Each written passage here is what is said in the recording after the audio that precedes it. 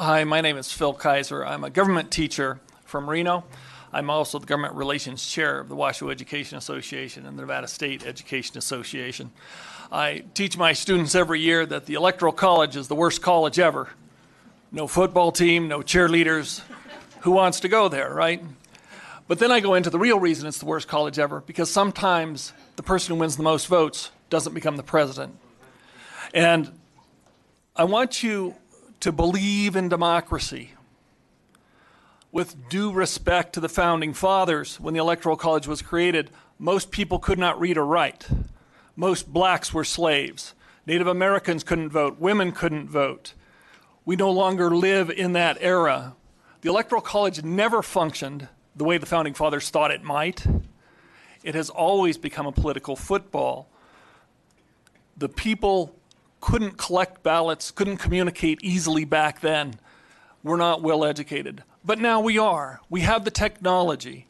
Today we have universal suffrage. We can count all the ballots, and all the ballots should count. Some critics say that votes from small states or rural states will be overlooked. They are now under the Electoral College system. As was mentioned before, swing states get all the attention, small states don't. Idaho doesn't get visitors. Utah doesn't get visitors who are candidates. And likewise, the Republican votes in California and the Democratic votes in Texas mean nothing in those states. As you know, to get rid of the Electoral College would be a high bar, an amendment to the Constitution. That's a very difficult lift. Supermajority of the House and Senate, supermajority of the states. But states can decide how to allocate their electoral votes. How we in Nevada cast our votes is up to us. Let's make our presidential election more democratic. Let's make all the votes count by making sure that the person who wins the most votes actually wins. Thank you very much, Mr. Chairman, Chris Daly, Nevada State Education Association, the voice of Nevada educators for over 100 years. NSCA supports AB186 to join the agreement among the states because educators teach students that everyone matters equally. Teachers ask students to use their voices and to build their own agency and believe that our politics and political system should follow the basic tenet of one person, one vote. The National Education Association, our national organization, has a long and rich history supporting greater democracy and enfranchisement.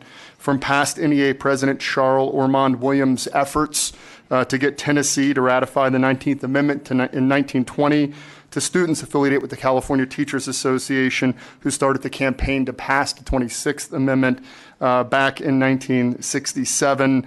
We believe AB 186 is an extension of historic efforts for greater democracy and political equality experienced in these movements, women's suffrage, civil rights, and the student movements. You don't need a fifth grade education to know that the President of the United States is the most important office in the land. The kindergartners and first graders that we teach understand this. From the power to impact federal legislation, to command the armed forces, to appointments in the judiciary and federal departments, the President has significant and lasting impacts on the lives of educators, our students, and communities, while positions like the Secretary of Education affects what happens in our classrooms and at our school sites. It's critical that the President genuinely reflect the majority of people they serve in this country. Thank you.